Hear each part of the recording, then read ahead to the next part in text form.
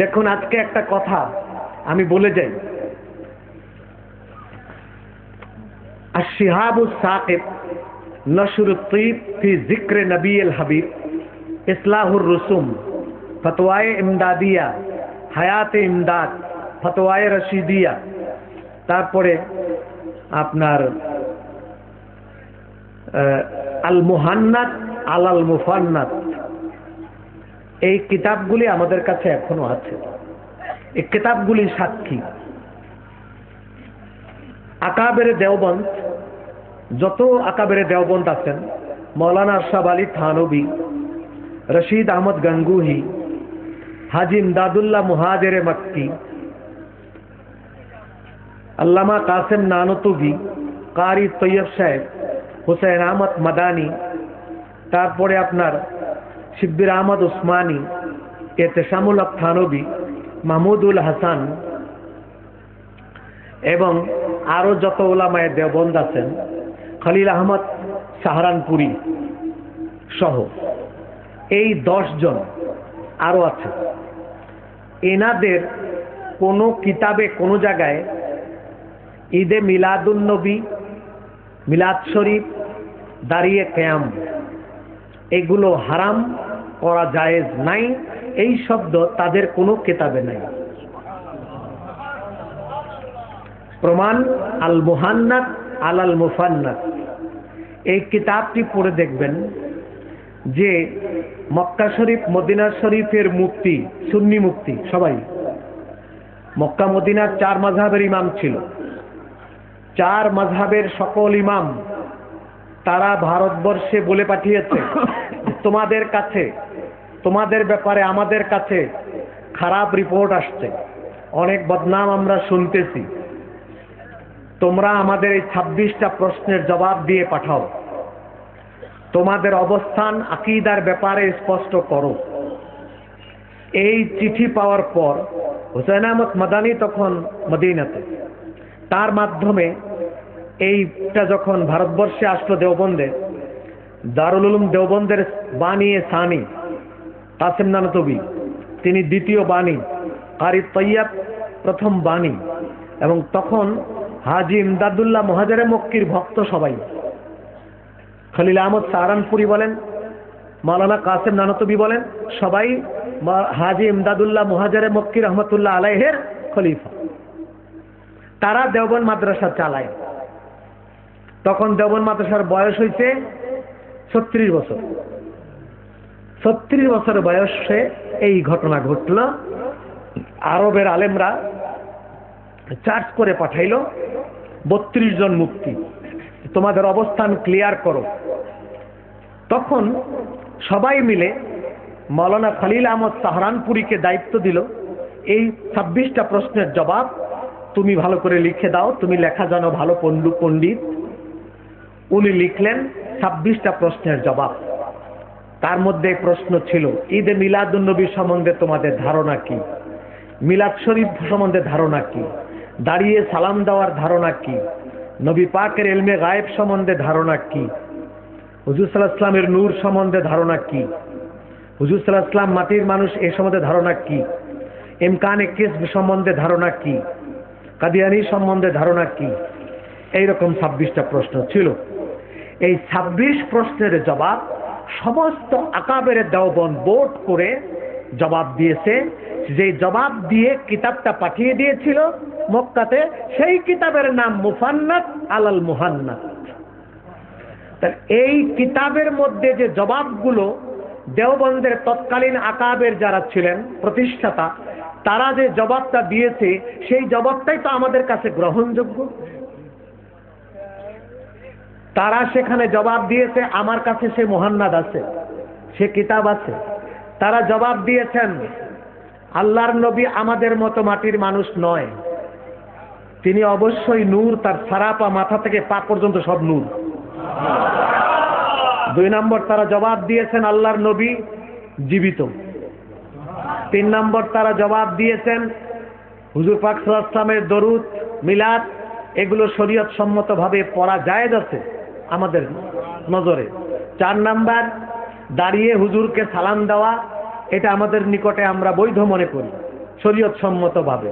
শিরনি দেওয়া বৈধ মনে করি। হুজুর পাক সাল্লাল্লাহু আলাইহি ওয়াসাল্লাম, হ্যাঁ কাদিয়ানীরা কাফের, বৈধ মনে করি। ইমকানে কিজ, আল্লাহ মিথ্যা বলতে পারেন, এ কথা যারা বলবে তারা কাফের, তারা এই কথা লিখেছে। এগুলি সব আমাদের কাছে আছে।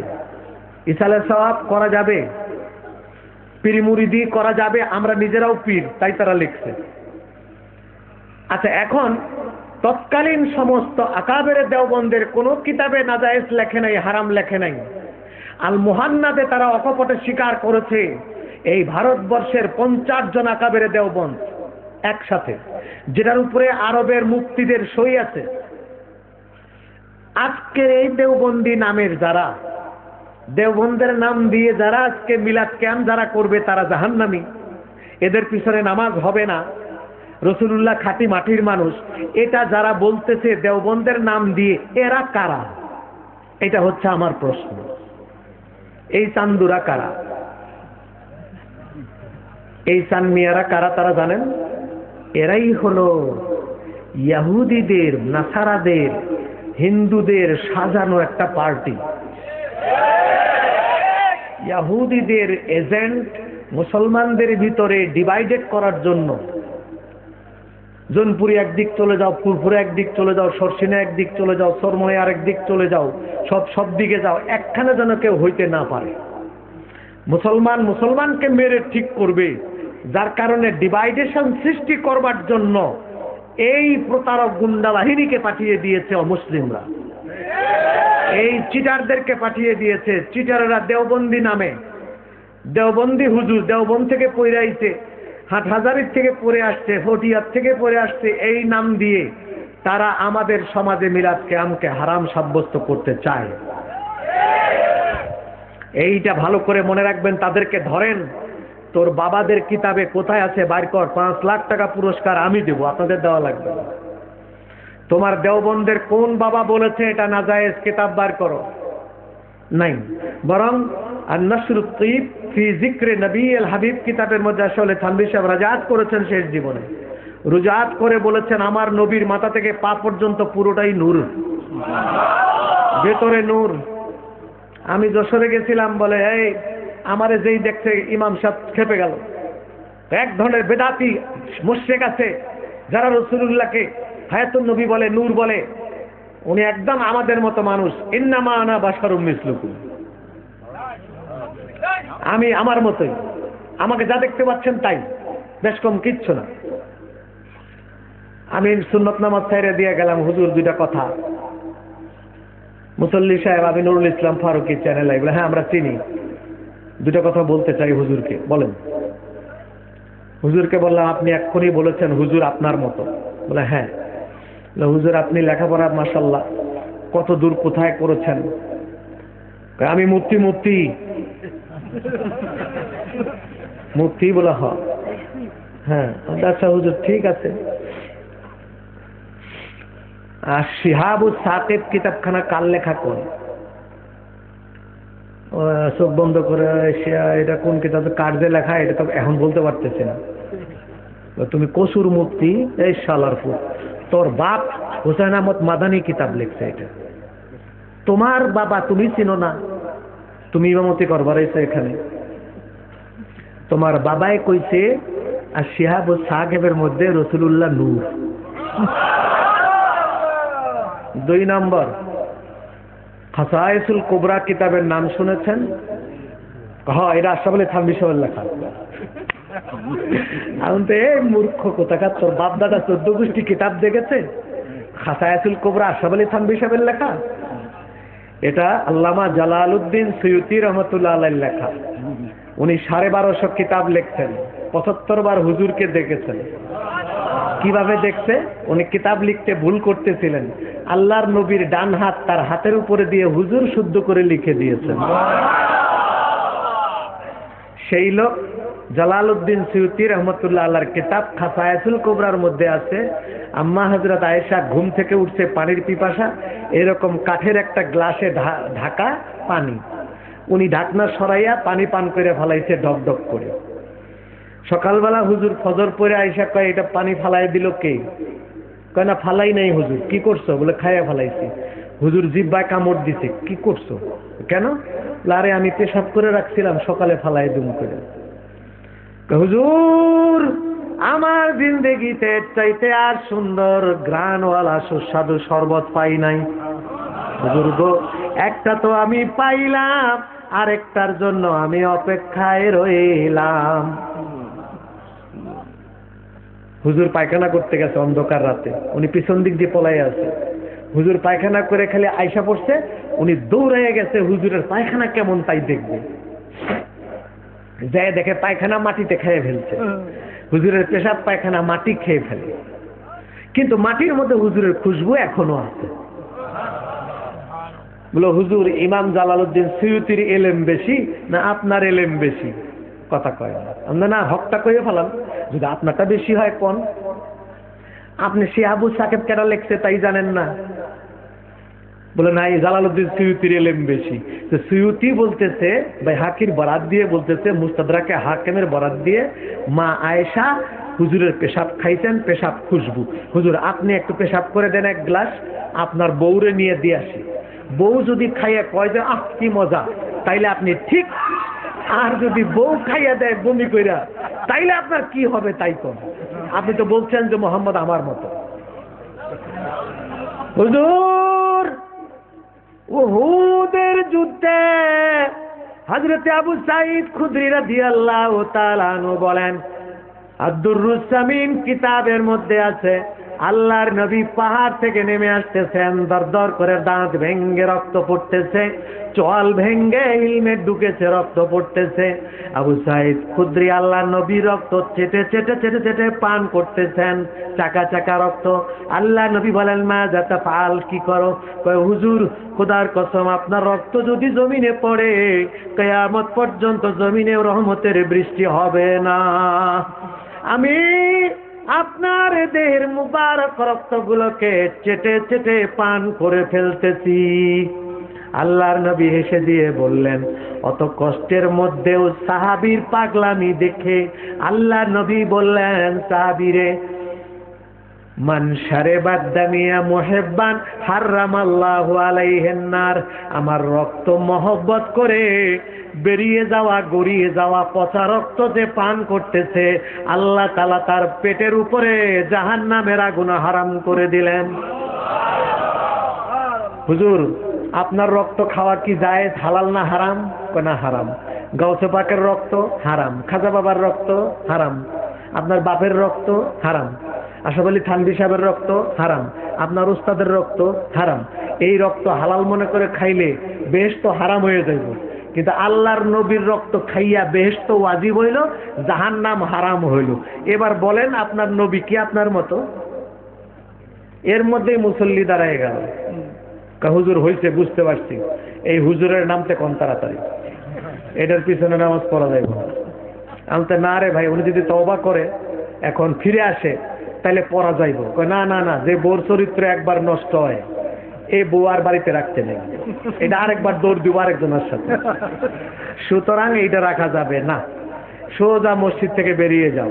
আমি বললাম তাহলে হুজুর একটু মনে রাখেন, দয়াল নবীর সাথে ফাজলামি করলে এই দশা হয়, এটা আপনার বন্ধু বান্ধবের পিছনে নামাজ পড়া যাইব না। আমি তো না রে ভাই, উনি যদি তওবা করে এখন ফিরে আসে তাহলে পড়া যাইব। না না না, যে বউর চরিত্র একবার নষ্ট হয় এই বউ আর বাড়িতে রাখতে নেই, এটা আরেকবার দৌড় দিব আরেকজনের সাথে, সুতরাং এইটা রাখা যাবে না, সোজা মসজিদ থেকে বেরিয়ে যাও। আমি বললাম তাহলে হুজুর একটু মনে রাখেন, দয়াল নবীর সাথে ফাজলামি করলে এই দশা হয়, এটা আপনার বন্ধু বান্ধবরে কয়ে দিন। দয়াল নবীর সাথে কাদিয়ানি ফাজলামি করছিল, কাদিয়ানির দশা কি হইল? কাদিয়ানি কিন্তু প্রথমে নামাজি ছিল। আপনারা যে খালি কন যে ভাই দাড়ি টুপি পাগড়ি এটার মধ্যে ইমান বোঝাই, কে কইছে? কাদিয়ানির এত বড় দাড়ি আছে, কাদিয়ানির পাগড়ি ছিল, কাদিয়ানি নামাজের দাগ ছিল, তাহাজ্জুদ নামাজ পড়তো, সে আল্লাহওয়ালা ব্যক্তি ছিল, সে জিকির করত, তাহাজ্জুদ নামাজ পড়তো, ভারত বিখ্যাত আলেম ছিল, এত বড় জহুর আলেম ছিল এবং তরিকত মস্ক করত। তারপরে ইংরেজরা কইল, হুজুর আপনি যত বড় হাস্তি, যদি নবী দাবি করেন আর আমরা যদি আপনারে হেল্প করি, ব্যাকিং করি, নবী হবে। তখন সে বলেছিল আমি আহমদ একজন আর মোহাম্মদ আর একজন। আহমদ মোহাম্মদ একজন না, দুইজন। গোলাম আহমদ কাদিয়ানী যুদ্ধ করতে সারা ভারতবর্ষে কেউ তার সাথে বাস ফেরে পারলো না। সর্বশেষ দিল্লি শাহী জামে মসজিদের খতিব বলল আমি একটু বাস করবার চাই। বহস এলাও হয়ে গেল, ইংরেজরা আয়োজন করলো, বলে আসেন বসেন। মসজিদের সামনে চত্বরে নিয়ে বসাইলো চেয়ারে। দিল্লি শাহী মসজিদের ইমাম সাহেব সেজদায় গেল, আল্লাহ তুমি আমারে তৌফিক দাও, আমি ওর লগে বাহাজে কিতাবে জিততে পারবো না, ও বড় আলেম, আল্লাহ তুমি এমন বুদ্ধি আমারে দাও যেন মুসা আলাইহিস সালামের মতো জিতে যাই। উনি যাইয়া বলে এই গোলাম আহমদ কাদিয়ানী কেমন আছো? কয় সাবধানে কথা কোনটা, কিসের গোলাম? আমি এখনো গোলাম আছি? গোলাম নাই, বাদ দিস। তোর বইয়ের মধ্যে গোলাম লেখা আছে এখনো? কয় না, গোলাম গালাম বাদ দিছি নাই। কাদিয়ানী? আমি কি কাদিয়ানির নবী? আমি সারা বিশ্বের নবী। কাদিয়ানিও বাদ, দুইটাই বাদ দিলেন? বলে হ্যাঁ। মহামান্য বিচারক লেখেন উনি গোলাম বাদ দিছে, কাদিয়ানি বাদ দিয়ে শুধু আহমদ নাম রাখছে, লিখছে। এই অনুমতিটা মহামান্য আদালত আমাকেও দেন। ইংরেজরা হইল বিচারক। ইংরেজরা যতই মুসলমানের বিরোধিতা করুক, বিচার ঠিক করতে বলছে হ্যাঁ এই স্টাইলটা আপনাকেও অনুমতি দেওয়া হলো, আপনি গ্রহণ করতে পারেন, যেহেতু সে গ্রহণ করেছে। ওর নাম হইল আতাউল্লাহ বুখারী। আতা আল্লাহ বুখারী, 3 শব্দ মিলাই হয়েছে আতাউল্লাহ বুখারী।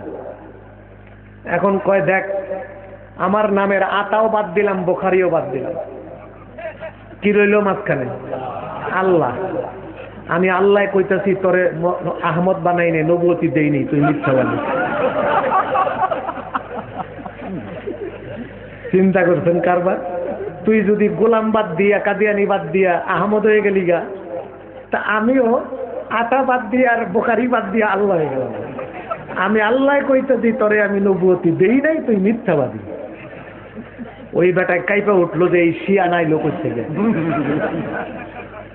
নিচ দিয়া চেয়ার বাইসা পানি পড়তেছে। এই এক পেশাবে 1 বছর ওর পেশাব বন্ধ হয়নি। চাবির পেশ কাটতে গেল আর পেশাব বন্ধ হয় না, পেশাবের গন্ধে থাকা যায় না। তখন উম্মতেরা কয় যে দূর নবী থাকবো খুশবুদার, শুনছি মুহাম্মদুর রাসূলুল্লাহর খালি খুশবু বাইরে, তো আরাম করে এটার গন্ধের জ্বালায় থাকা যায় না। উম্মত অর্ধেক কাইটা পড়লো, বাকি অর্ধেক নাছরবান্দা কয় না যাইতাম না। আল্লাহ কয় সে ব্যবস্থাও আছে, আগে পানি পড়তো, এখন পিছের দিক দিয়ে হালুয়াও পড়ে। হালুয়া আর পানি একখানে ককটেল হয়ে গেল,